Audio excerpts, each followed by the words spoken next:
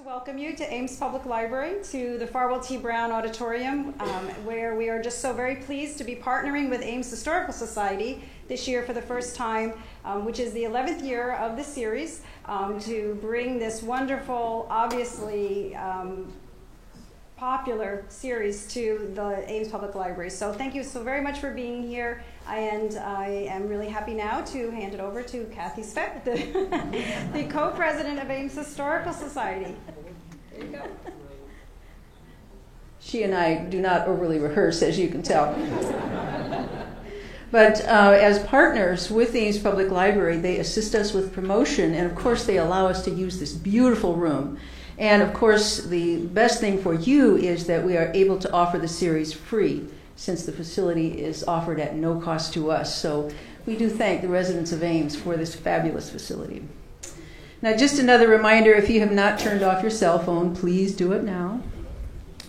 And as always at our lectures, there will be a door prize drawing at the end, and we'll press Dennis and Irv into service to put their hand into the jar and see who wins. Now, since you're all here, I see that you did figure out our alternating Tuesday-Wednesday schedule, and that will continue in May and June. And I would like to remind you again that there is a change of topic for the May 24th lecture due to an unavoidable conflict imposed upon our speaker, Doug Biggs. Now, he was going to talk about the ISU football controversy in 1894 to 97, but now you are going to hear the wonderful story of the Carr family and Carr's Pool. Now, we regret having to make this change, but Doug has promised to present this talk in next year's series. So, don't hold your breath or anything for next year, but he has promised that he will do it. And of course, the story of the Carr family and Carr's Pool is a really, really good story. And I know that any of you who are longtime Ames people will have very fond memories of Carr's Pool. So, same day and time, Tuesday, May 24, 7 p.m., slightly different topic. Now, we do record each of our lectures, and last month's talk on Mary Greeley is available in our gift shop across the street for just $15. Or if you'd like to wait until the end of the series, you can have all four recordings from this year's schedule for just $50. We also have recordings of many of our past lectures also in our gift shop. So if you'd like to come over and browse, you can choose from the whole roster. Now, we sincerely thank those in the audience who are members of the Ames Historical Society. Your faithful annual support provides essential funding for everything that we do, including programs like tonight's presentation. If there are members in the audience who are not members, we hope you'll consider becoming a member to ensure the preservation of our collective past. And this little burgundy brochure on the table just outside the door is that membership brochure. So tonight's lecture is an encore presentation. It was actually the very first lecture back in 2006 when we began this lecture series. And we are so pleased that Dennis is still here with his script in hand to bring it to you again. He's glad too. A little grayer, he says. And of course, he's brought Irv along as his contributor to tonight's thing. So I'm pleased to introduce Dennis Wendell and Irv Kloss. They are both retired from ISU, Dennis from the ISU Library and Irv from the Animal Ecology, and both hold the title of Professor Emeritus. Dennis served as the Society's curator from 2001 to 2015, and Irv is an active environmentalist who joined the campaign to convert Hallett's Quarry to Ada Hayden Park. And now, Dennis and Irv. Thank you.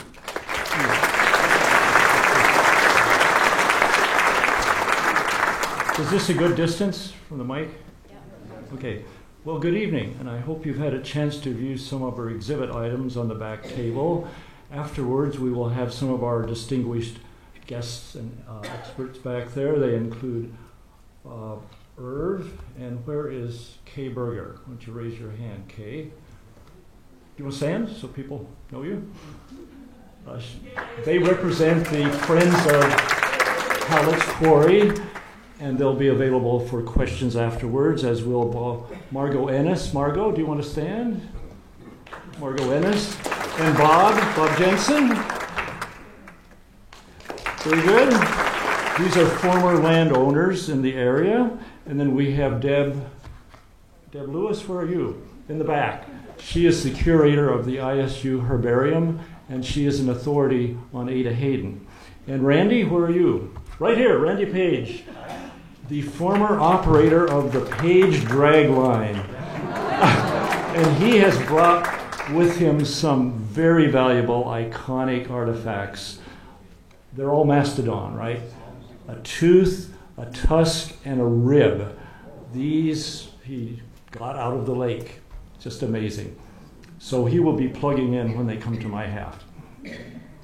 I also want to plug a couple of wonderful brochures. This one is on the Friends of Ada Hayden, and it tells how you can become a member and all about their programming. And this is a beautiful color one about the park itself. A map and facts. Really very well done. As a point of curiosity, I'm just wondering if anyone is here tonight that was at our first program 10 years ago. Oh, really? Wow. One more punishment, huh? Okay. Well, I have added a lot of new images and more information. And we have Irv, so really you're getting 2 for the price of 1 tonight. It's going to be a lot of fun. In 2001, the citizens of Ames approved a far-reaching $5 million bond issue. The yes vote was achieved only after years of debate, rancor, and intensive negotiations with multiple landowners. This action was to help fund the purchase of land surrounding and including the abandoned Hallett's gravel pit. The ecological restoration project was proclaimed to be unprecedented for a municipality, and the resulting nature preserve a premier outdoor restoration, teaching, and research lab. It dramatically demonstrates natural filtration of stormwater runoff into the largest body of water in Story County. Recall that Ada Hayden Lake is 130 acres compared to Hickory Grove's 98. Someone had wanted that clarified. It's interesting when my Minnesota cousin visits. He's different. I take him out to the gravel pit, and I said, this used to be the gravel pit, and look at this marvelous park and lake that we have. And he responds, in Minnesota, we'd call that a puddle. Well, I guess it's all a matter of relative size. And we can't boast a 10-mile lake, but we have a lake that's very special to us indeed. From our perspective in 2016, we can heartily applaud the efforts of various individuals for their courage to do battle against a major Des Moines real estate giant. Recall that their plan was for Grand Harbor Village. It would have caused an ecological catastrophe. Among the many individuals that deserve our kudos, the Friends of Hallett's Quarry, spearheaded by Irv Kloss and Kay Berger. A little known fact is that the National Recreation and Park Association was so impressed with that efforts that it bestowed its 2002 Great Lakes Region Partnership Award on the Friends as its first place prize. I mention this honor fearing that Irv might be too humble to say much about it. This is the plaque they have, and we have Kay's and Irv's on display. This special partnership between the City of Ames and a group of dedicated and passionate citizens truly represents a high point in our 150-year history. Let's give a rousing round of applause to Irv and Kay for their tenacity.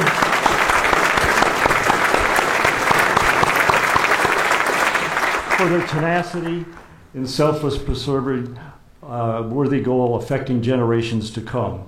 So we'll start off with Irv, and I'll do the flashback after he finishes.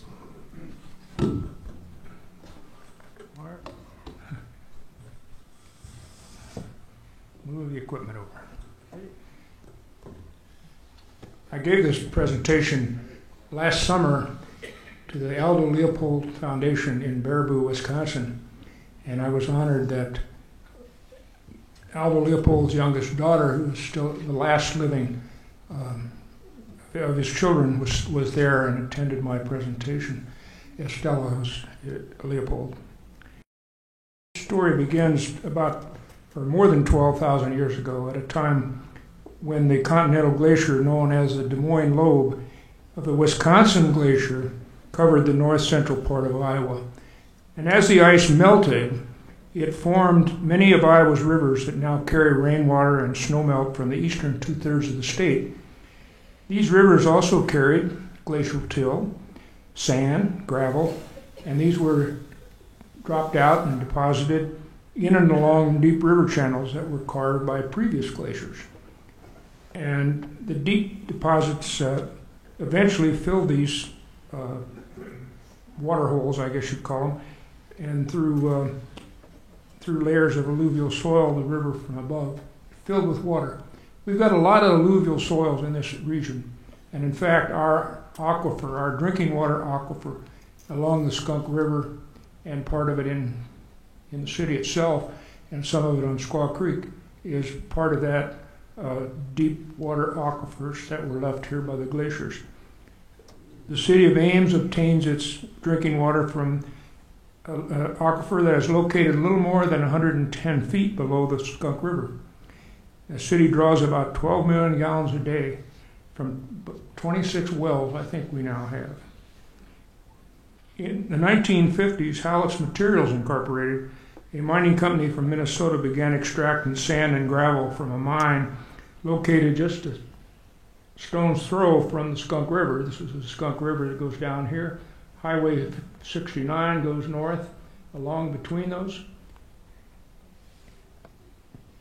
And the company's big dredge dug the pit that now averages more than 40 feet deep and covers 130 surface acres. As the excavation proceeded, the pit filled with groundwater and created this large lake. In other words, the mine was just exposing groundwater that was already there. The mine was eventually exhausted, however, and mining was discontinued in the early 1990s. This is a plot map of 1902 of Franklin Township.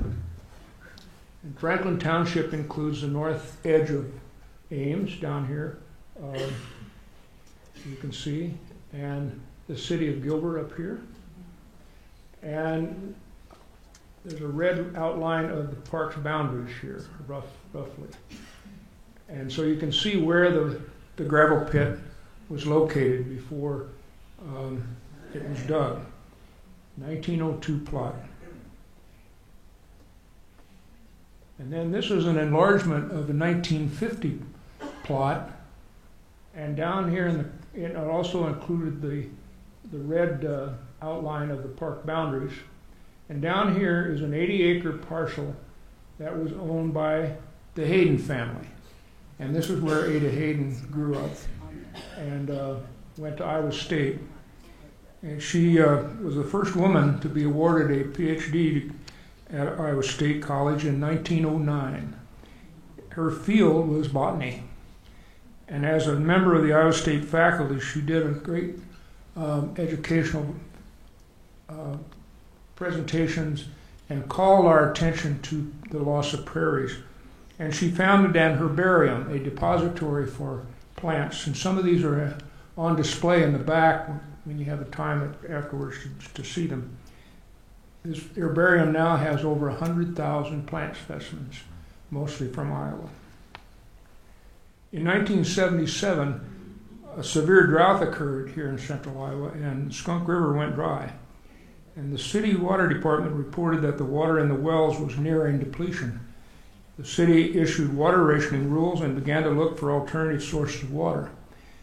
And Merwin Dougal, a hydrologist at Iowa State University who had been studying the Ames aquifer, had determined that the aquifer was recharged directly from the Skunk River, from the water flowing in the Skunk River. So he advised the city to build a low-head dam at Riverside Park, and just east of the city, and to pump water into the river from the lake at Hallett's Quarry, essentially under the road and into the river.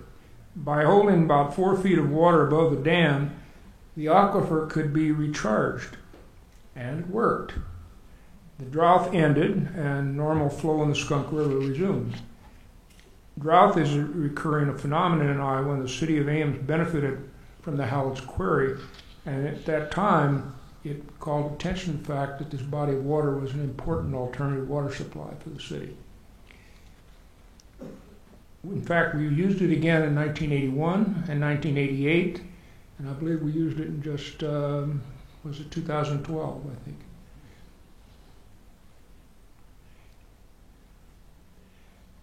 In 1999, a development company in Des Moines purchased the land owned by Hallis Materials and proposed to build a large housing and commercial development around the lake. They asked the city of Ames to annex and rezone the property from industrial and agriculture to residential. They named the proposed development Grand Harbor. Initially, the city showed some interest in this proposal because the developer told the city that when the development was complete, they would donate the lake with a 75-foot wide strip around the lake, a strip of land around the lake, to the city as a public park. Well, the city of Ames was a little skeptical at this point and asked John Downing, an aquatic ecologist in my department at the time, to advise them if this development would endanger the lake as an alternative drinking water supply or for recreational purposes. And Dr. Downing did a quick assessment of water quality in the lake and reported that the water in Howells Quarry was equal to some of the best water in the state, equivalent to West Lake Okoboji in northwest Iowa. Dr. Downing believed that the development would result in an increase in nutrients, especially phosphorus, that would enter the lake, and it would soon look like green pea soup, as he called it. If this occurred, it would be rendered undesirable for recreation and would cost millions of dollars to renovate. Well, the City Planning and Zoning Commission and the City Council had already decided that the development fit the city's newly adopted land use policy plan, and the city then asked for citizen input before it took the next step, which would be annexation. In mid-December 1999, Dr. Downing came to me and said, "We have to stop this development." Well, I was in the business of trying to retire. I retired at the end of that month. But nevertheless, we quickly organized a group of about 15 people to testify to City Council first before the Planning and Zoning Commission and then the City Council. And we were up against a cadre of planners, engineers, lawyers who argued that the development would bring great economic benefits to the city. The developers wanted a quick decision, though, and they asked the city to meet during the week between Christmas and New Year's in 1999. This was shrewd strategy on their part because they knew that, in all likelihood, many of the opposition would be out of town. Well, it didn't work.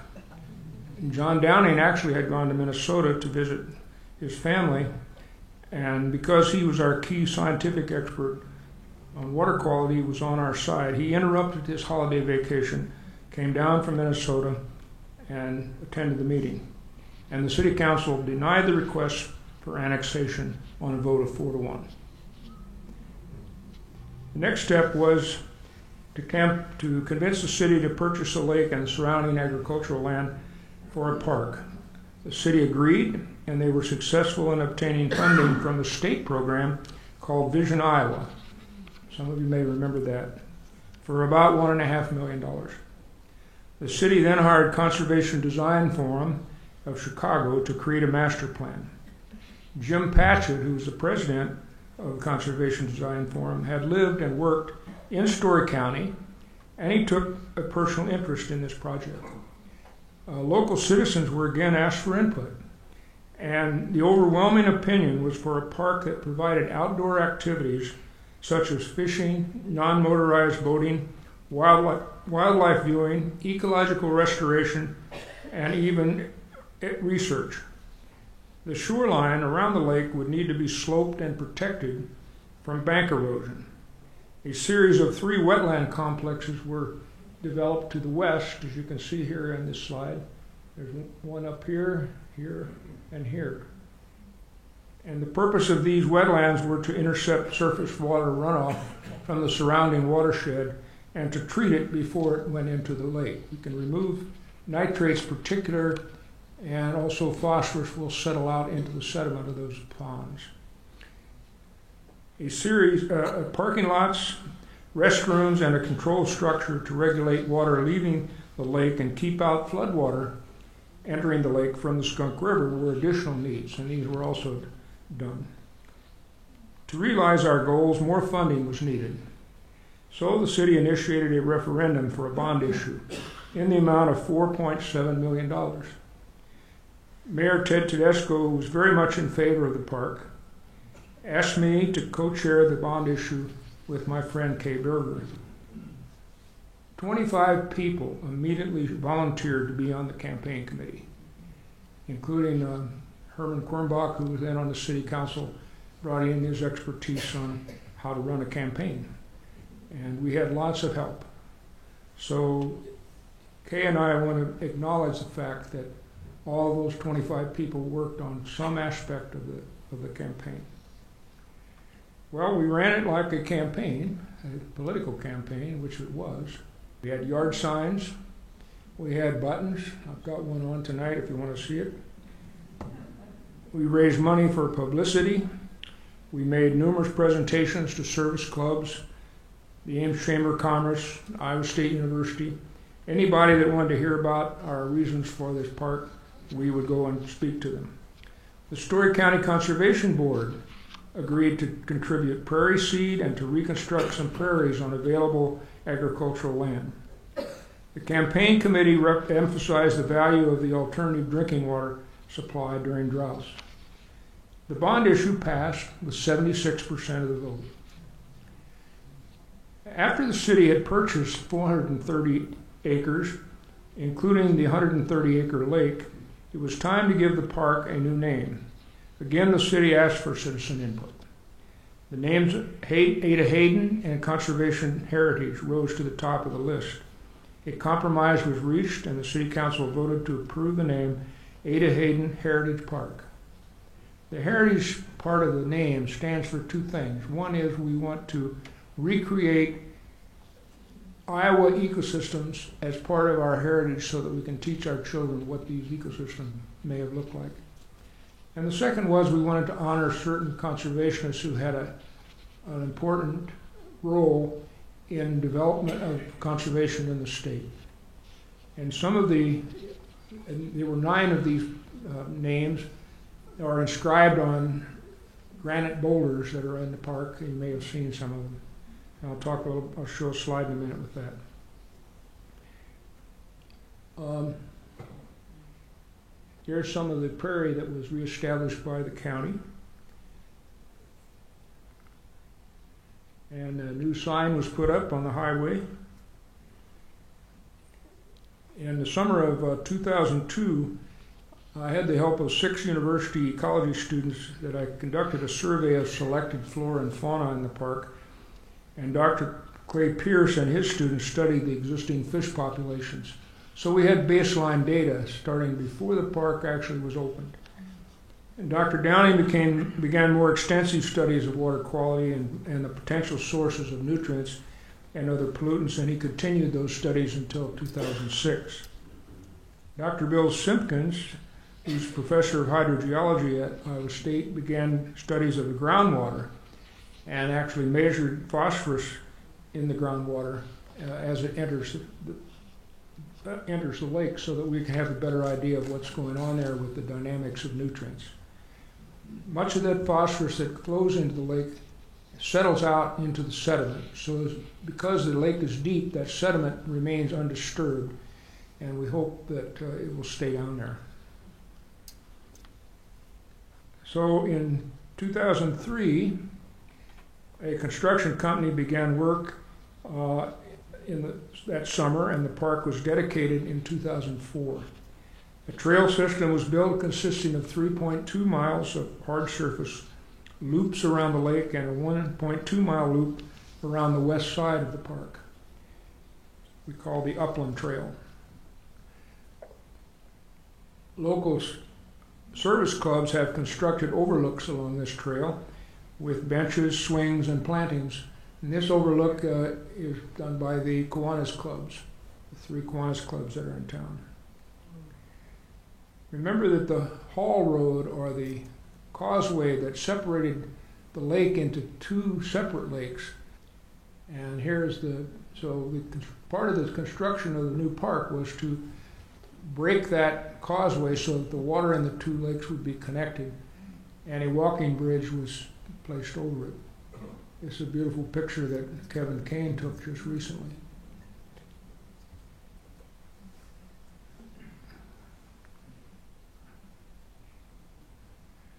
The wetlands were constructed. This is the northernmost wetland, and it is shallow enough that in dry years will actually go dry, which is fairly normal for wetlands in this area. So that's a natural kind of wetland. A small shelter was built on the north side near the main parking lot, and a second restroom on the south side of the park. The park quickly became a favorite of people of Ames and surrounding area. The primary activities are walking, running, biking, skating, boating, fishing, and wildlife viewing and photography. This happens to be a dragon boat that I'm told is being paddled by a group of cancer survivors. A large handicap fishing dock was added to the north shoreline, and that's also become a very popular place. The Iowa Department of Natural Resources has stocked the lake in late fall and winter with eating-sized rainbow trout, and ice fishing has become a popular activity in the wintertime.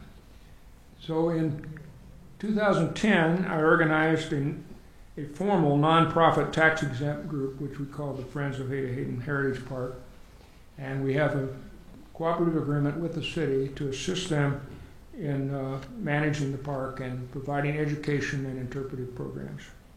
This is a brochure, and we've got a number of these copies on the back table if you wish to take one along and think about joining our group.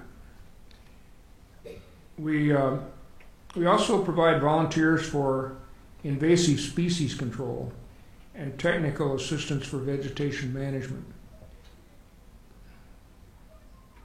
Here's an interpretive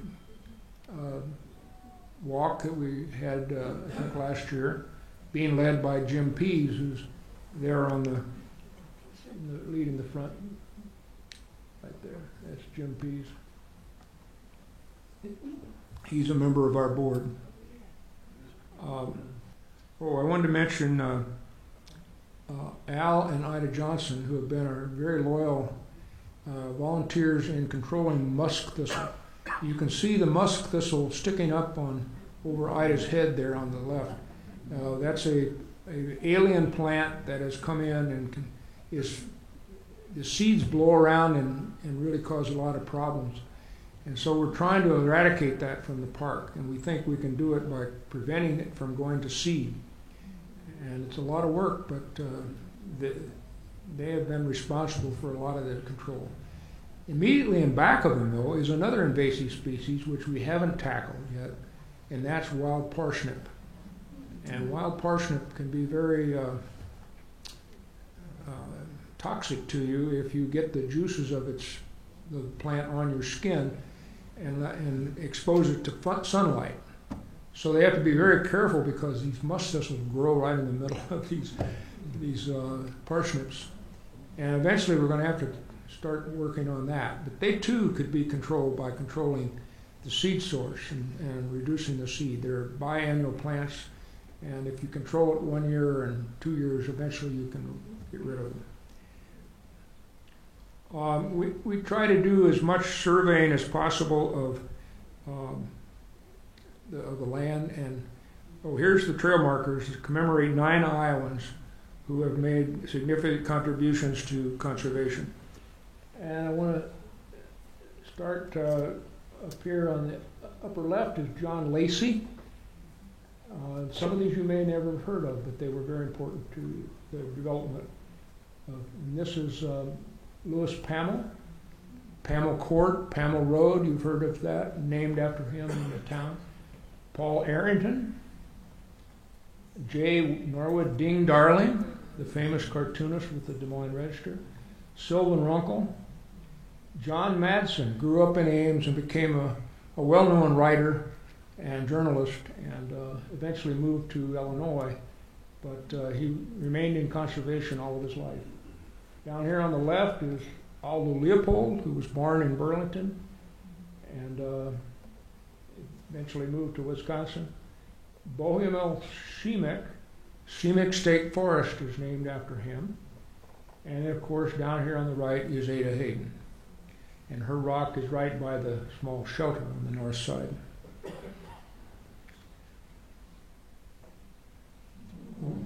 We try to survey the wildlife out there as much as possible, and just about everything we can do conveniently. Not everything is being surveyed, but we're making some headways, and one of the most principal characters in this is the guy here in this picture, Wolfgang Osterreich. Wolf is a member of our board, and he's out there every day on his bike, and if you probably run into him at one time or another if you spend any time at all in the park. He's one of the best naturalists I've ever met. He knows everything. He knows the birds, the mammals, the reptiles, the amphibians, the dragonflies, the butterflies, and he keeps lists of everything he sees every day. And he, after work in the afternoon, he comes and rides his bike. He has all of his camera equipment with him and his telescope and everything he needs in optical equipment to help him, and he has had a tremendous influence on our ability to survey the wildlife out there. We need somebody to take a similar interest in plants. Wolf and I both take pictures of plants and have them identify them and try to keep that going, but and Stephanie Fox, next to him there, is our treasurer for the Friends group, and she's been interested in butterflies. So she walks the trails, she records all the butterflies she sees. When Wolf started his surveys of birds, he has a home that's pretty close to the park up in Bloomington Heights, overlooking the park actually. And he recorded it in 2000, I think it was 2002 when we did the survey. He gave me a list of about 198 species. And now that list is up to 268 species of birds that have been cited at least once by Wolf, and he only writes down what he sees, not others. And so he's kept very good records over the years. And he does a lot of photography. He's got photographs of many of these species, as well as others. Kevin Kane has been taking lots of photos. I take them when I can, and others also contribute. Several thousand Canada geese have been spending the winter out there, along with mallards, and up in one winter we had up to 60 trumpeter swans, and other waterfowl frequent the lake in late fall and spring on migrations. We've even had pelicans, white pelicans. This is not good habitat for white pelicans because they feed on schooling fish, and they also feed on shallow water primarily. And so this deep water lake is not that good. So they usually don't stick around very long. Here's a pair of trumpeters, which have been reintroduced into the state, and now we've got a fairly large population of breeding swans in the state. This is an American bittern. It's a very secretive bird and difficult to see even, but he's photographed this at the park. Bald eagles are common out there now. We haven't had one nest on the park, but nearby on the Skunk River, I'm told, there's a pair nesting. Wolf and I got interested in dragonflies primarily because this is an insect that is both aquatic and terrestrial. It spends its larval stages in the water. It lays its eggs in the water, they hatch out, spend sometimes a year or two in the water before emerging as an adult, and the cycle repeats itself. This is a damselfly that's referred to as a spread wing. Most damselflies have their wings folded back against their abdomen. But these can be extremely beautiful. And here's one we call spiny leg flagtail, and big blue eyes, and carries the color of Iowa State on its tail. Wolf and I are in the 8th year of surveying dragonflies and damselflies. They all occur in the order Odonata, and of the 118 species of that order, Odonata, that are known for the state of Iowa, we have recorded 55 species at least once in the park. So there's a good population of those.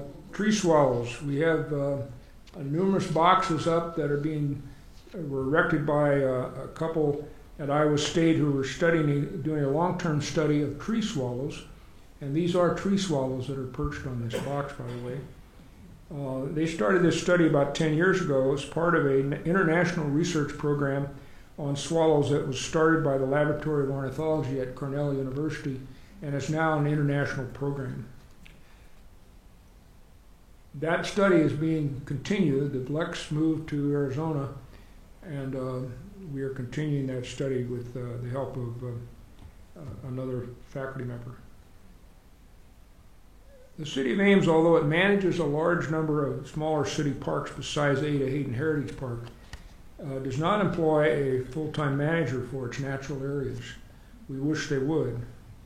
So in that regard, Jim Pease and I volunteered to write a land management plan for the park, which specified which areas would be burned at what time, and where invasive species need to be controlled, and that sort of thing. And the city was very grateful for that, and they're implementing that plan now. We gave it to them in 2014. We also recommended that an area that's on the south side of the park, but has a north-facing slope to it, we recommended it be restored as a oak savanna, because when we did the survey in 2002, we discovered that there were a lot of prairie plants growing under this canopy of this forest, but the shape of the trees, particularly the oaks that were present there, indicated that this once had been an open area with prairie growing underneath it. But over the years, because of the lack of fire, periodic fire, or grazing, which is some of the things that control and help manage a restoration area like that, so we convinced the city park department that we needed to restore this area as a savanna. So last year, in 2014 actually, the Civilian Conservation Corps, that is an organized group of young people to give them employment, came in and worked for several days and cleared out some of the understory that had grown up under these big oak trees. And it's a little too early yet to know whether or not this was a success, but we've been seeing some prairie flowers coming back, and we think that it will be a really pretty area once it's recovered. Because the land has been extensively disturbed by mining and agriculture, invasive species are a major challenge to all these ecosystems that we're trying to renovate and restore. So we've been removing musk thistle, as I mentioned. We've been trying to cut down buckthorn, honeysuckle, Siberian elm. All of these are species that have moved in because of the disturbance in the previous land use. And this requires constant education and explanation of our management activities. So Friends of Hayden Park are there to answer those questions if you have them. A lot of the pictures you've seen in this slide presentation were taken by Wolf Osterreich and by Kevin Kane, and you know about the Inuksut, which is a landmark out there now, a very neat little sculpture. And Kevin got up early one morning to take the rising sun coming through the Indexer.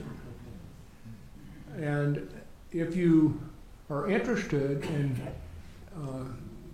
seeing these pictures on a regular basis, you can go to this website, or if you just Google Reflections Ada Hayden Heritage Park, you will find it. And Kevin Kane, who's here tonight, maintains this and does a great job. And every day I get a picture, more than one sometimes, 2 or 3, of either his photos or Wolf's photos or my photos or somebody else's. And they're very, very good. Here's a collage of many of those pictures, and there's many of them archived there, and you can go through and look at pictures of Hayden Park forever. I want to close by a quote from Leopold. Aldo Leopold said that to every cog and wheel is the first precaution of intelligent tinkering. Hayden Park is much like the whole state of Iowa, highly fragmented and disturbed. Many of the cogs and wheels have been lost or scattered far and wide.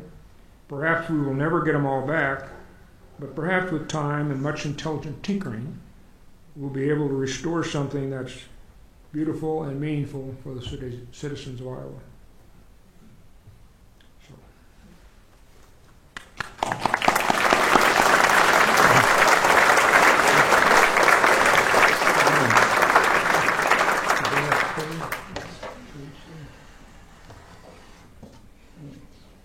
Very good. Thanks so much, Irv, for that wonderful summation of the park story. Before I start my flashback, I'd like to emphasize the importance of maintaining eternal vigilance, protecting our hard-fought gains. Let me get this thing going here. The City Council has taken care to zone the area adjacent to the park with an overlay. It requires stormwater runoff to be retained on the site, filtered and infiltrated before running into the park. Urban development has many ramifications for protecting the watershed and the lake's water quality. The wetlands were designed to handle a very limited increase in stormwater runoff from substantially more rooftops and impervious surfaces. Stay informed on this issue and contact Ames councilpersons with any concerns. So enough on that topic. We need to get started on the early land use, because I promised Kathy we'd be out by 9 with 2 minutes to spare.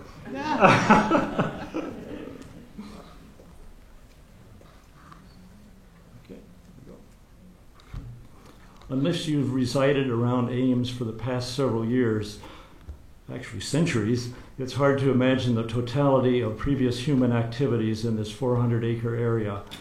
How many of you remember 13th Street when it was gravel? And there was Barr's Turkey Farm, north of that where the Grand Mall is? A lot has changed. So tonight we'll follow the sequence of activities representing hunting and gathering, agriculture, and mining leading up to the present, I guess you'd just call it housing industry. Beginning 2,000 years ago, we find evidence of early hunters and gatherers. They traversed the South Skunk River Valley. They were looking for nuts, wild seeds, and berries, catching fish, clams, crayfish, and turtles, hunting buffalo, deer, elk, rabbits, and birds. Prehistoric artifacts have been found by several generations of farmers of their field. Examples include projectile points, axe heads, and debitage, meaning, of course, the waste from chipping their stone tools. In the 19th and early 20th centuries, the Meskwaki were transitory visitors here, engaging in hunting, trapping, and fishing. My own grandparents recall that when they were children, they would encounter American Indians along the river. The era of permanent residence began in the 1850s as Euro-American settlers moved in. The area now occupied by the lake was originally called swampland and was defined by the government as overflowed lands made unfit for civilization and cultivation. At that time, these wetlands were viewed mainly as an obstacle to travel and farming, but also as breeding grounds for mosquitoes.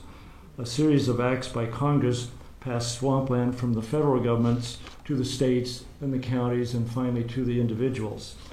Congress hoped to encourage farmers to drain and reclaim those lands. 15 states, including Iowa, were involved in those swampland transfers. Iowa accounted for about 4 million of the almost 65 million total acres transferred. In active Iowa, legislature in 1853 transferred swampland from the state to the various counties.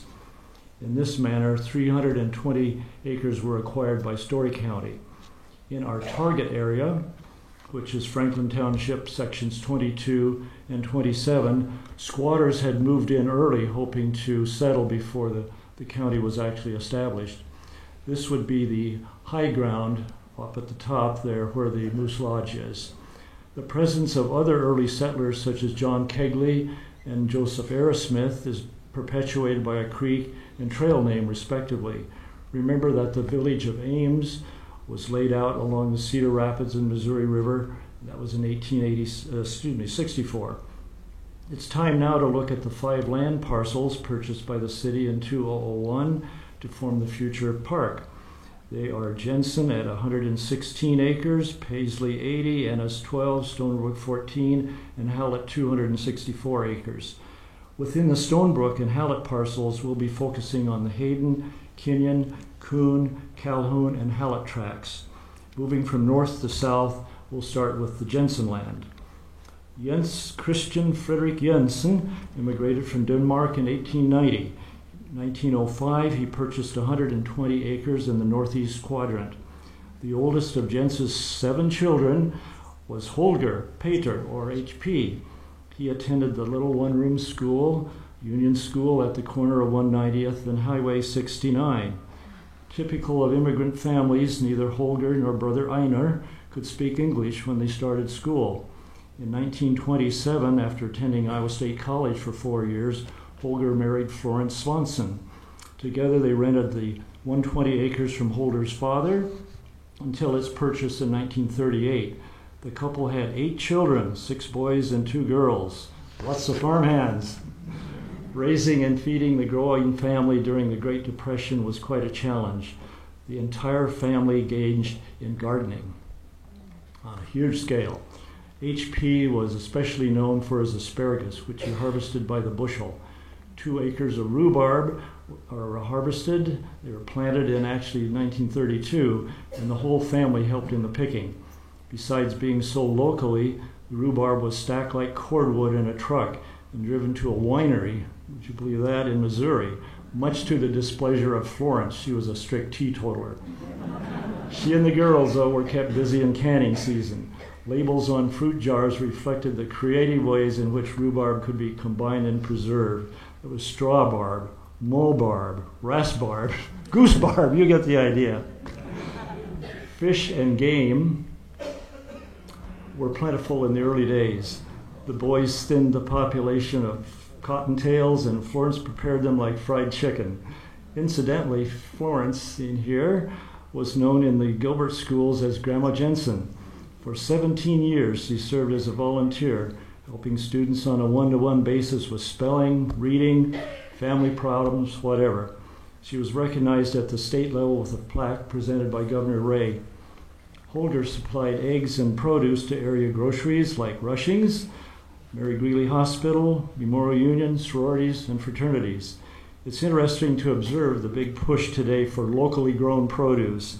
I guess you could say that these farmers with their diversified agriculture were really the champions of that movement early on. Row crops, cover crops, truck garden, few cows, hogs, and chickens were the norm. Holger milked 24 head of cows, bottled and sold the milk. Son Paul can never forget the hours spent pushing those little paper Heart's Delight caps onto the bottles. I hope someday we can find one of those as an artifact. Holger also delivered milk to the ISU Dairy Industries building. In the mid-1930s, he slaughtered and butchered at home and operated the Jensen Meat Market at 312 Main. Later, that was Bobby Rogers Women's Clothing. quite a following, wasn't it? He also did hay baling and trucking. His 2 trucks were put to good use. They could follow a corn sheller, haul hogs and cattle, or pick up a load of bananas in Kansas City and distribute that to the local grocers. Hopefully the fruit cargo was loaded not too soon after the hogs. Holger rented an additional 80 acres of land from C.H. Paisley and later Bob Paisley. The North 40 was tillable, but the south was boggy, supporting a pasture of wide-bladed wild hay. The entire bottomland from Highway 69 to the county road was sometimes underwater. Son Dan remembers when the Skunk River flooded in '47 and covered Highway 69 for a day or two. He made a 12 by 12 foot raft and pulled around the water, covered the fence posts. As the water receded, it was an easy matter to use a pitchfork to spear catfish and bluegills. Family consumed this free resource. In 1953, Anton Christensen, another Dane, bought 80 acres of Jensen bottomland. Before we leave the Jensen farm, here's one last look at the homestead. This aerial photo was taken June 29, 2015, a couple of weeks before demolition to make room for a housing development. Holger's prediction that Ames and Gilbert boundaries would eventually collide may actually come true in our lifetime. Who knows? Des Moines, Ankeny, Ames, Gilbert, who knows? Let's move to the Paisley parcel seen in red on this map.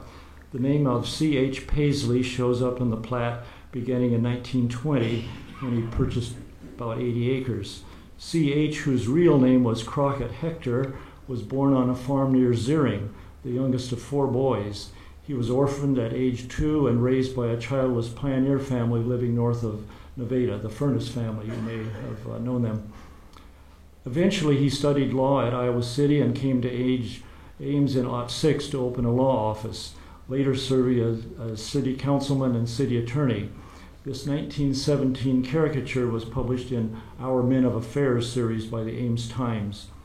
One of his clients was Captain Wallace Greeley, who for a short time owned land in the Northeast Quadrant. Another client was Walter Grove, from whom 80 acres were purchased. Bob Paisley, son of C.H., also became an attorney in Ames. He took over the farm in 1952 and planted 3 acres of pine trees on that triangle of land at the southwestern tip. This soon began a battle with ISU students. They would annually raid the plot for the fraternity Christmas tree, leave nothing but the top and a little remnant. One time, a male and female student were discovered enjoying themselves in the buff among the trees. Interesting indeed. The final straw for Bob, however, was the day some of the neighbors' hogs, which had escaped and became feral, chased him off his own land. Next, we moved to the 12-acre Ennis parcel, partially an 80-acre swampland grant. Owners have included William Airsmith, J.B. Potter, and William Barr. Some of you, I hope, may be aware of Billy Barr's daughter, Mildred, who was Joe Gerbach's second wife. Joe, of course, being the iconic movie theater mogul in Ames. The Bannisters, purchased the farm in 1951. Dwight, being the agricultural information editor for the ISU Extension Service. When the Bannisters acquired the land, 20 acres were still virgin prairie wetland, largely unappreciated at the time. This photo shows just how wet it could get. Daughter Margot, now Mrs. Paul Ennis, has written an engaging recollection of her years on the farm titled Before the Footprints Fade. Incidentally, this is available for checkout from our History Center, along with her oral history interview and a transcript. This brief quote is quite revealing. Father's buying the acreage outside of Ames was a concession to us, his daughters, who wanted to live in the country where we could have pets, big ones, horses. We galloped our horses through the bottomland with reckless abandon. We reveled in the knowledge that there were no hidden gopher or badger holes that we had to avoid. It only occurred to us later that the water table was so close to the surface that burrowing critters had long since learned to make their homes on higher ground. After the show, I asked Margaret about the night she and her friend rode their horses from the farm, down Main Street, and out to Campus Town. Luckily, the policeman in front of J.C. Penney merely admonished them not to ride on the sidewalk. The only real difficulty encountered was picking up their milkshakes at the Dairy Queen drive-thru, not exactly designed for horse traffic in 1953. That location would later become Taco Bell. As the daughters grew older, they came to appreciate the prairie more, especially after learning about Ada Hayden and realizing that she had probably walked their very land. Mrs. Bannister sold part of the farm to Halutz around 1977. Neighbor Leonard Felber had previously sold his 80 to Halutz in 1957 for sand and gravel extraction. Paul and Margot later bought 10 acres from Margot's mother and raised sheep and cattle. In fact, their cows were my neighbors across the back fence when I lived in Stonebrook. And this segues nicely into our discussion of the 14-acre Stonebrook parcel sold to the city for retention ponds. It was part of an 80-acre tract owned originally from 1874 by David and Christine Hayden. The Haydens had one child, Ada, who became the first woman to earn a PhD from Iowa State and the champion, of course, of Iowa prairie conservation. I won't go into detail about her life because Deb Lewis has an excellent presentation about her. I told you that Deb is curator of the herbarium.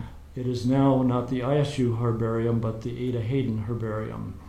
Also, it was Deb who first proposed the name of Ada for the park. It won over other submissions such as Lake Ames, Cyclone Prairie, Kloss Quarry, how about that, Irv? Leopold's Vision, Sleepy Hollow Preserve, and you won't believe this one, Grizzly Bear Falls. I picture the submitter of that last entry as a grizzled guzzler who probably had a few too many. Ada grew up on the farm, which is 80 acres, and also knew her maternal grandparents' adjoining farm. It was here that she was introduced to the attraction of native prairie plants. In 1914, title to the property was transferred to Ada. There was prairie to the north of the house, continuing down to the wetlands and to the west.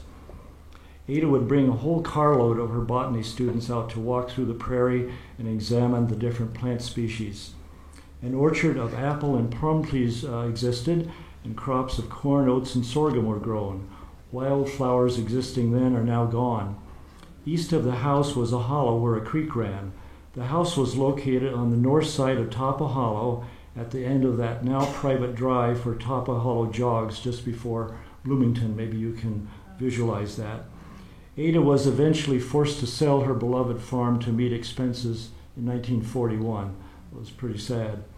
It was sold to Don and Dorothy Hunter, names also found on the abstract of my current property in Adams Street.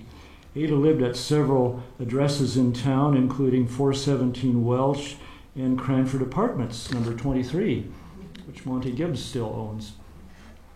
East of the Hayden tract were several parcels owned by the Frank and Walter Morris and Susan Perkins family. Clayton and Minnie Kenyon moved to Ames in 1836 from Cambridge, where they had lost a farm during the Great Depression. Within a few years, they purchased a 50-acre parcel adjoining the Haydens. The original house on the land burned and was replaced by one moved from the nearby Bar Turkey Farm. Clayton farmed and also did carpentry. He built his own corn crib and did additions to the Jensen house to the north. The Kenyons operated a typically diverse farm of the era, crops, vegetables, fruits, and flowers. Produce was sold directly from the garden. Chickens were raised in a modern chicken house, which was later sold and moved. Milk cows produced enough cream to be sold to the Slater Creamery. One year, Minnie even tried raising turkeys. Of course, you couldn't compete with the bars. The northern boundary of the farm extended to what is now Adams Street. In 1941, we keep hitting on that year, half the town turned out to see this wreckage of a training plane, and that had crashed in Clayton's cornfield. This 1967 view shows the still undeveloped north pasture with the Jensen farm in the distance. Part of the Kenyon parcel is still native timber, and part remained agriculture until late 2004. The lower part by the South Hallett Lake was pasture where a creek once flowed. Like the Hayden Tract, the Kenyon land supported many native wildflowers. A number of Indian artifacts were also found on the hillside. Kenyon's daughter, Doris, shown here, inherited the land and periodically sold off parcels through the years, some for Hallett's, some for development in the reserve and the Friedrich lots. The land was extensively regraded, and the corn crib and machine shed were removed, leaving only the house as evidence of the farmstead. Now even that's gone. After retiring from Donnelly's in Nevada, she worked there 40 years, by the way, Doris enjoyed being the longest tenured resident on Topahala. She passed July 24th of last year at age 94. She was a wonderful woman. I really enjoyed her. Kenyon Crossing Development and Kenyon Circle are, of course, named in honor of her family. We have to move along very rapidly here. Next, we move to the 80-acre parcel that was owned by W.P. Kuhn. He was the youngest of the 5 children of J.J. and Mary Kuhn.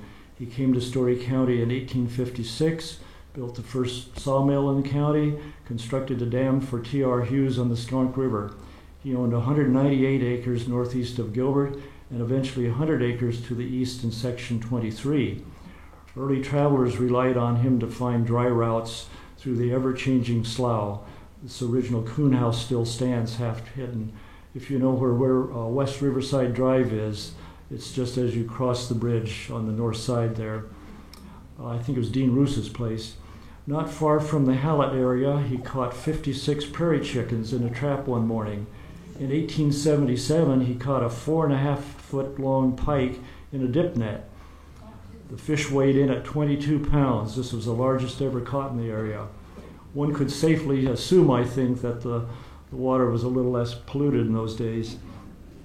Since WP's 80-acre tract lay on either side of the river, he constructed this really tenuous swinging footbridge, used cables and planks, and that was to gain access to his maple trees on the other side.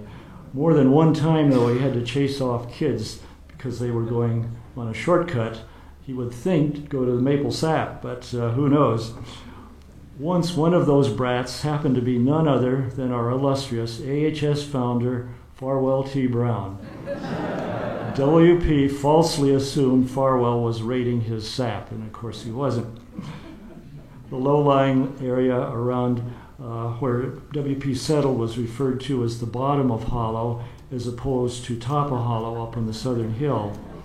It was also known as Coon Hollow, named for the pioneer family, however, not the masked mammal, as a lot of people have supposed. WP was able to raise fine melons on the sandy soil and establish a melon stand around 1915, which is now that north corner of West Riverside Road. If you have a photo of this, we would love to have it, or even its later manifestation as Coon Station. It was a service station, restaurant, and social center for much of rural Ames and Gilbert.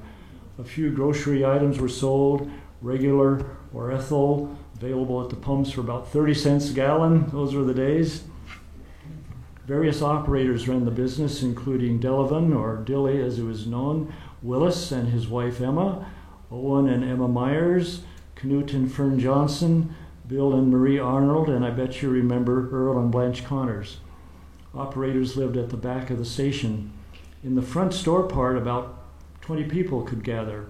A sofa along the back wall gave the place a very friendly and homey ambiance. The station was especially lively on Saturday nights, with long lines waiting to be served O'Neill Dairy Velvet Ice Cream. Makes your mouth water.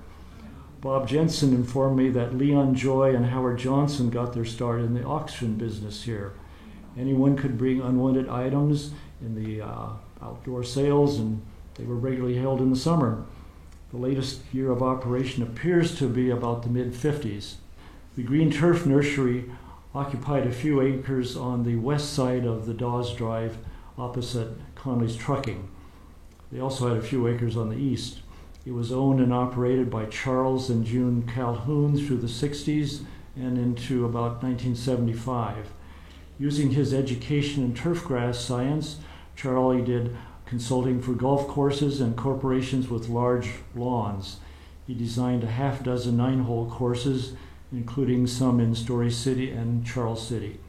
He also sold top dressing for greens.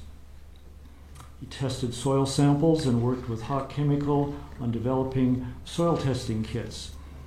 Sod was cut from the west plot, and trees were sold from both locations. The entire family helped in the operation. During summer vacation, the 4 children assisted, watering, moving, mowing, and doing some planting. Their mother clerked and could be seen carrying her bags and walking daily the distance along Grand Avenue to and from her downtown home. Charlie died in 1988 and his wife in 2008. The family name is perpetuated by Calhoun Avenue and the Charles and June Calhoun Park. Land for the park was donated to the family in December of 2004. The 2 acres now have a gazebo, picnic area, and paved parking lot available to fishermen. That's really handy when you want to access the South Lake. The park is located next to Connolly's at 4320 Dawes Drive. Interestingly, earlier names for this road were Capital City Route, Primary Road 15, and finally in 1935, Highway 69. Relocation in 1956 resulted in the elimination of sharp curves and the highway moving east. Also, at the same time, a portion of the river was relocated. The era of surface mining began in 1958, although it had been suspected for quite some time that these bottomlands held desirable sand and gravel deposits. Early maps clearly indicate diggings in section 22, most probably for sand and gravel, since there were certainly no coal seams there like they were around Gilbert. This 1899 soil map shows considerable surface alluvium. That's the area in blue. That would be the clay, silt, sand, and gravel. In fact, local well drillers had encountered sand and gravel in the area more recently. It was only a matter of time before the glacial till began to be exploited by large-scale commercial operations. In 1956, Hallett Construction Company entered the scene with negotiations to acquire land in Section 22. Hallett had been in business by supplying sand and gravel for roads and construction since 1918. They were founded, I believe, in Crosby, Minnesota. Besides Iowa, it operates pits in Missouri and Kansas. The number of Iowa pits grew from 12 in '04 to 40-some today. Now known as Hallett Materials, the firm is part of the Oldcastle umbrella, and before that was part of Rasmussen. Hallett had test drills done in 1957. These were holes no more than 40 feet deep.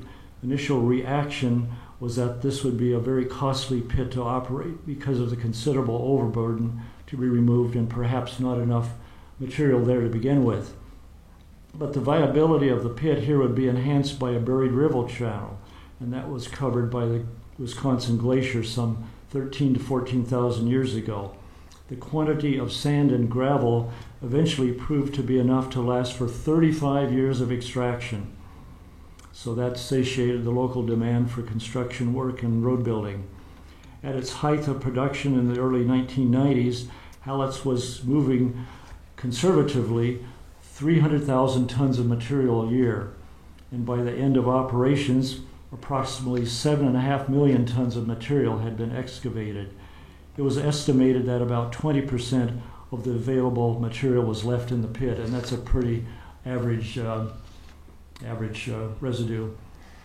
Extraction involves moving huge quantities of overburden, so it was almost a given that a large lake would be the end result, especially since water was continually draining into the pit. So instead of backfilling these excavation holes, the company dug to a depth of 70 feet and alternated the digging between the north and south sides. Overburden was deposited to form an access road or causeway that you're referring to between the two lakes. Hallett had purchased an extra 40 acres of land toward the south with an eye toward making a future residential development themselves. In the end, they decided against it due to costs, and just as well, it looks kind of dense, doesn't it, Irv? Land was leased from Robert and Clark Christensen and the plant was laid out by the grandfather of Bert Sewell, now retired president of the company. Interestingly, the layout was not meticulous drawn to scale on paper, but traced out in the stand with the sick during a walkthrough of the site. The plant was finally opened in 1958. Christensen and Felberg lines were purchased in 64 and 67 respectively. Note the convenient back road there to the adjoining Iowa Road Builders, later Manats. As an aside, it's interesting to ponder why Hallett's was known as a quarry, and yet Peterson's was a pit. I guess if you're going to name a new housing development, Quarry Estates is better to sell than Gravel Pit Estates or even Swampland Estates. Sand and gravel pit operations involved extracting, washing, and screening. The most visible evidence of extraction at Hallett's was the huge red drag line that dominated the site. A drag line rather than a dredge was necessary because the large number of boulders that were encountered. The workhorse for 35 years was this Page 625 walking drag line, class C25, machine number 144, right, Randy? 166. Well, 22 off. That's not bad.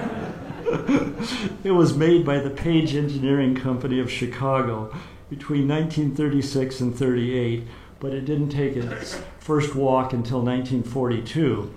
And this is because machines are dated from the time of their first walk, their first use. The drag line weighed in at about 300 tons. The boom itself accounted for 50 tons and measured 150 feet long from center pin to the tip. The Ames drag line had been used in strip mining of coal in Ohio between 1942 and 56 when it was purchased by Hallett and dismantled. E.W. Hallett was known for always purchasing pre-owned giant excavating equipment and then reconditioning it. Mr. Hallett had wanted the railroad to build a spur line to the pit, but was denied permission. Therefore, the parts were shipped via highways by tractors and flatbed trailers, then trucked to the pit across farmland to the west. Permission was obtained from Robert Paisley to drive along the north boundary of his farm. Remember that Bob was the owner of the land just west of the Hallett operation. Paisley agreed to let Hallett come through, provided they execute the move on frozen ground and replace the fence after removal. Well, Hallett did not wait for winter, but proceeded with the move, tearing up the land, getting stuck more than once. A lawsuit had to be initiated. Of course, Bob being an attorney, you know how that came out. During the summer of '57, Jerry Smith and Marty Rickard were two of the kids hired to reassemble the machine.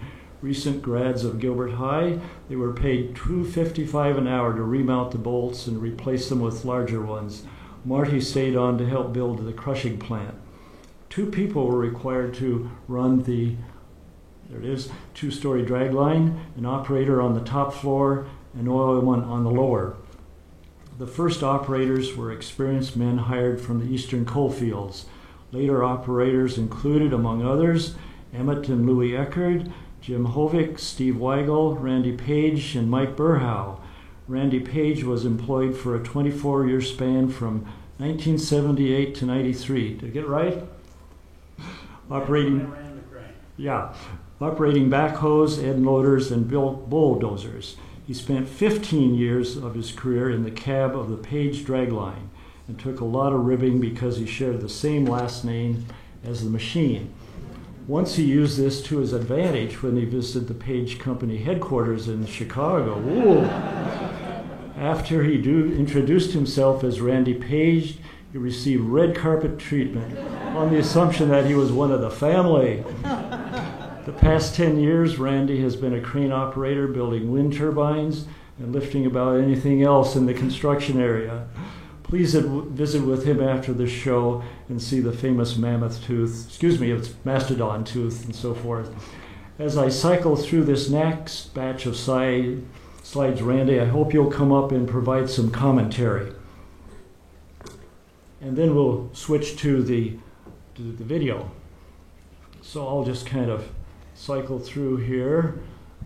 These were taken in its latter days when it was rusted. That's after the vandals had done their duty.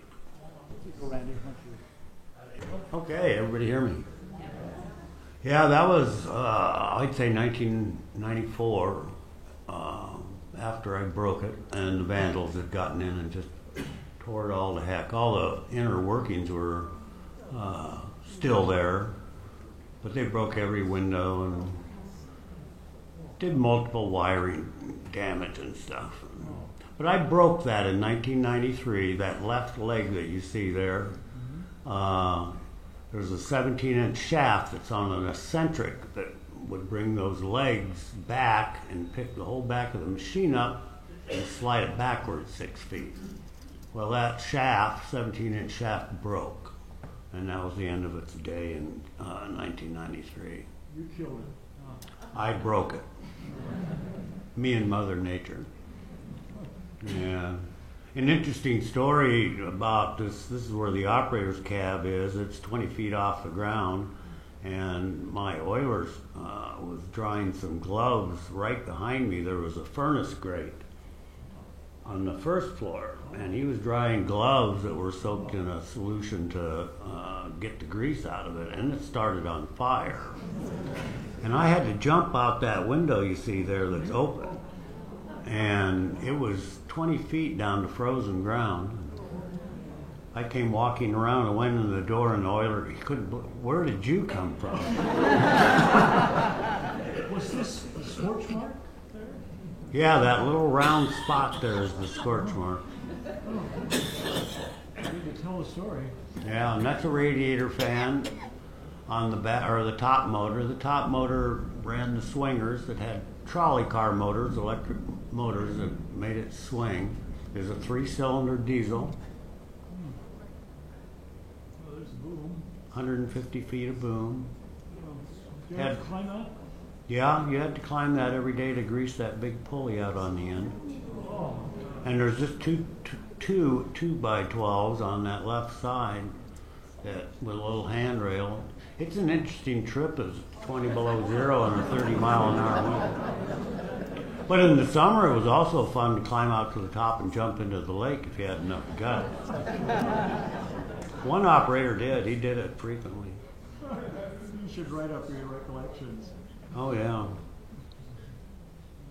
I even got the page sign that you can see on the boom there at home. I've often wanted to put it on my roof, and then everybody'd know where I live. Here's a dramatic shot. It was a extremely well-running crane for the age of it. Was we had a Page mechanic come listen to the motor and check it all out. And for as old as it was, he thought it was one of the better ones running in the whole country. Well, it was the last walking one in the state, I guess. Yeah, there was a Model and brand up in Fort Dodge, I think, that was a walker, but The south pit of Hallett's now has 2 drag lines, but they're tracks. yeah. Yeah, They're dinky compared to this one. yeah, that was impressive. This thing was very slow. It took you about 90 seconds to dig a bucket full. That's going from dumping it to throwing it out there. It was boring like most jobs are, but I would run it at night too, and my oiler, he'd go down the bank a ways and set some diddy poles, and we'd have 6 or 7 catfish every night. Well, here's a good detail of that leg. Yeah, and you can see the eccentric. It's 5 or 6 feet up from that flat foot looking part where that leg attaches to the machine. You can see that one piece there in that space. That's what broke. This one might show a little better. Yeah, there's broke sitting on the ground. Huh. Wow. Another detail. But that had an air compressor in it and a generator that ran all kinds of lights. Speaking of lights, there were 3 bulbs on the boom, 3,000 watts, right? Yeah, I think they were 3,000 watts, and they were interesting to change. You had to crawl on the cross members and lean over, and wow. yeah, wasn't my job, but I was in the operator's cab listening to the radio when they did that. Well, the years I lived in Stonebrook, I would see that at night. You know, you'd see those lights reflecting on the lake. I've known a lot of people that lived around the lake. They'd actually go to sleep with the clinking of the drag chains when you dump the bucket. Yeah. It's like counting sheep. Right. Clink. I would wake up in the morning, you know, hearing that firing up and all. There's that dang Randy running that thing. Yeah, darn Randy. We used to order pizza when we were digging by Conley's on Calhoun's property. We'd dig right in that corner and we'd call Pizza Hut or something and they'd deliver it right there on Dodge Drive. That's part of the leg that walks it. There's that crank or eccentric that broke right there. Those weights are to keep that foot level so it doesn't drag on the ground. There's Howard. Rear interior shot. There's Howard. Martin was the man's name. He was a oiler and a crank mechanic. You know, he could fix anything. But you had to have somebody down there to watch the gauges. These are the big 8-foot gears that did the actual hoisting and dragging of the crane. Wow.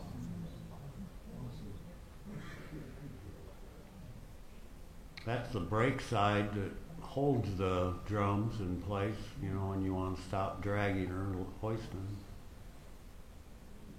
It was one greasy thing. Had 1.5 hoist cable and 2 1/4 drag cable. And I forget the weights of that. It seems to me it's 13 pounds a foot for the 2 1/4. You know how many feet of that? What was it? It was 230 feet of hoist cable and 175 of drag cable. Wow. There's a piece of that 2.5-inch cable out there. I could show you where there's some buried nobody's knows about. You want to go find some, just get me a backhoe, I'll find you a whole roll. Artifact diggers. Now that gear there is approximately 10 to 11 feet across. That's the gear that actually activated the legs on the sides that made it walk. And you could gauge something inside and that'd start the whole walking process. By the way, it took 8 hours to walk that machine from the south side of the pit to the north. It took a whole day. Tell the story about the time you almost fell in.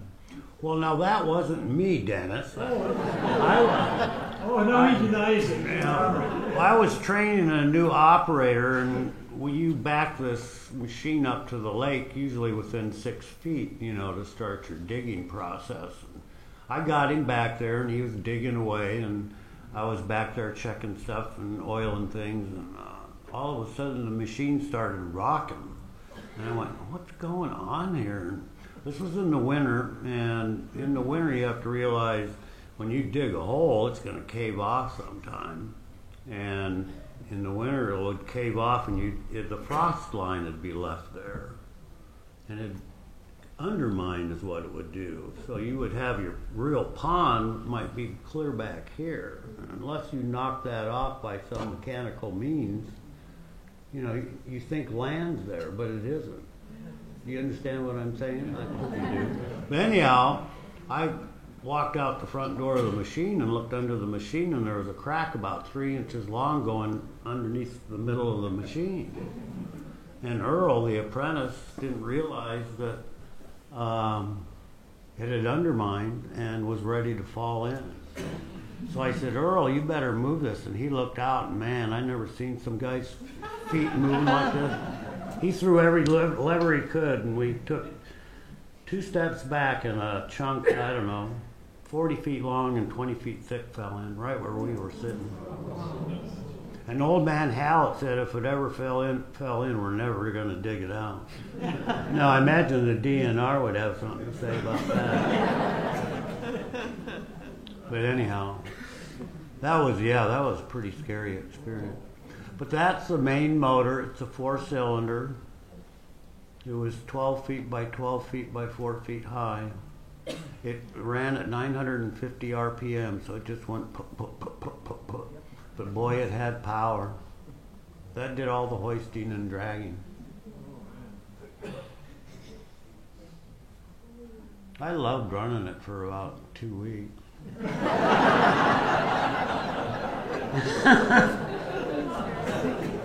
That actually is those are the rollers that holds the whole house up, and what they roll on is an actual railroad tie that's been bent to a specific radius, I guess you'd call it, and it sat on that tub. I remember another funny story. One time I was stripping the overburden, and the machine was sitting on mud, and I went to hit the swinger, and the machine didn't swing around, and I went, what in the heck? And I looked down, and there that tub was spinning on the slippery mud. So, Detail of that. yeah, there was 128 of those little rollers. That tub was 25 feet in diameter. You had to oil those daily? Yeah, daily. You didn't, but the oiler did. Yeah, I did. Yeah, you I just made sure I didn't swing too fast so, could get every one. How long was your shift? A shift? It was usually 8 hours. It ran from, being broken down to 24 hours a day. The normal shift, though, was 6 in the morning till 2 in the afternoon, then a night shift from 2 in the afternoon till 10. But sometimes they ran it when Interstate 35 went through, they ran it 24 hours a day. And then New 30, they also ran it 24 hours a day.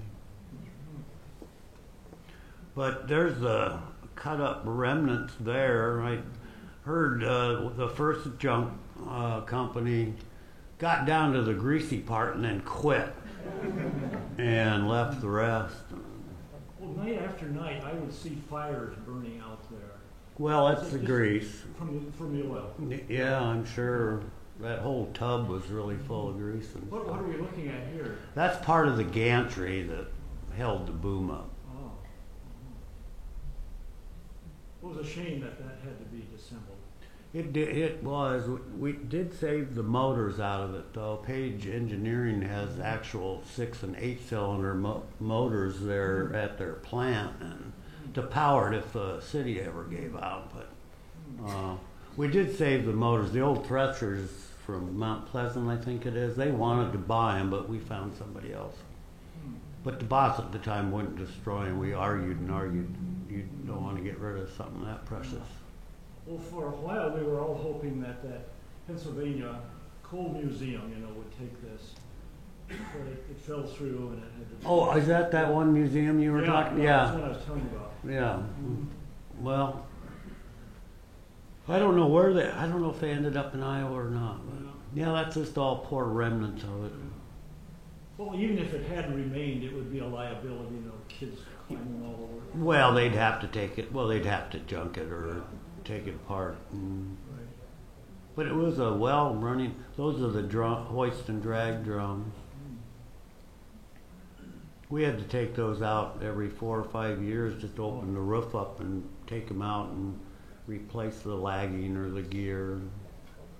That's that walking shaft that broke. You can see that big eccentric on the end and then that 12-foot gear on the other end. That ran through the whole side of the machine. I think we're about ready for the video. Oh, God. This was shot by Mike Burhow. Mike Burhow. Tell us about him.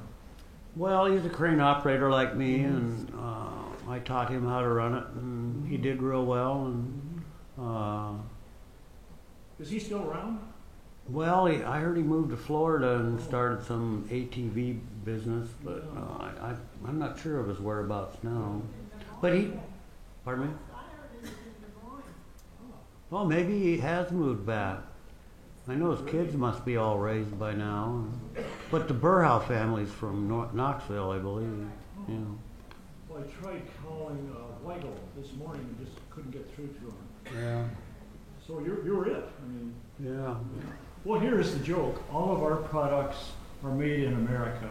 The joke is that a lot of it was coming down with the glaciers from Canada. Yeah. Okay, here's And now they're owned by the Irish. Yeah, that's the oil in the rollers. And you can tell he's, well, pumping oil, obviously, but the train's slowly swinging around.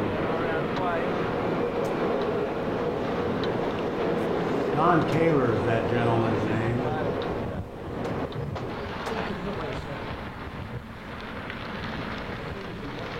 7-yard cubic bucket. I lost it 5 times in the lake. That hoist line would break and the bucket would be down there. We had a way of getting it out. I'm a certified scuba diver, and they on occasion had me go down there and hook up a way to get it out. Oh yeah, you could drive a fork. Believe it or not, mankind is so silly in making this huge machine. They have a bucket out in Pennsylvania that takes out 254 cubic yards of scoop.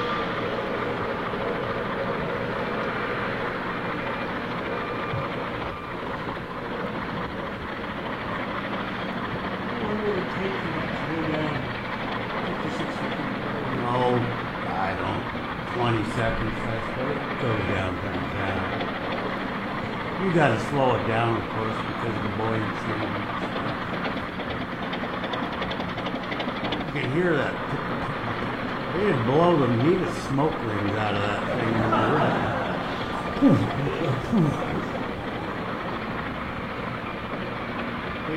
You know, it could swing fast after a while, but just getting it started, you know.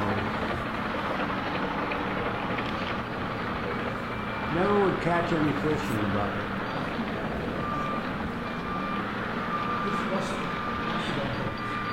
Yeah, the mastodon.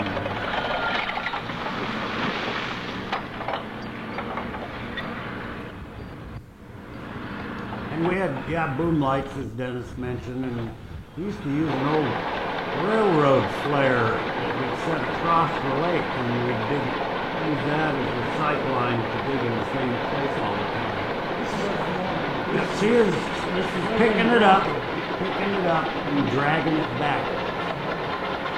Most cranes nowadays, of course, are on crawlers or rubber tires.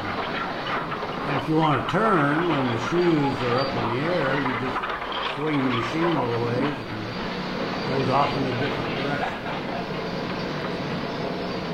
You only back up. Yes. No forward gear whatsoever. You have to drag the bucket with you.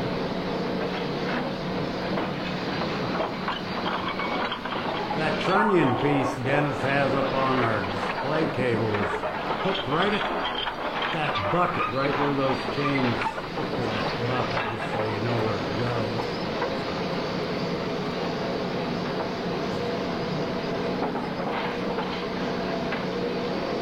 Took about 4 minutes with one step.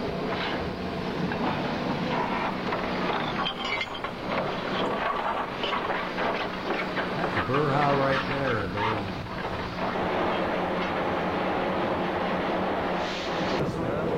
Yeah, the back of the side's obviously running. It was a quite loud machine. Ocean came out one time and we had an old farm radio up in the operator's cab. It turned out that was the loudest thing on the machine.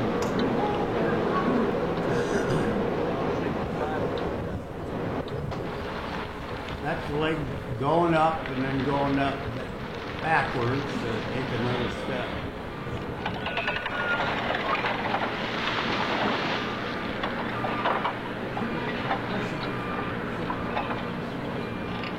We got it stuck a number of times too, where all the foot would do was slide, it wouldn't move.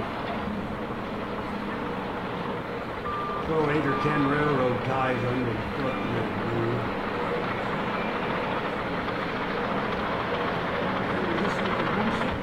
No. Because the cranes they make now are all nice and hydraulic. It's like playing a little PlayStation. The kind I run now. And This is kind of like running an old steam engine or something. oh yeah. Oh, really? Yeah. opposed? That is it.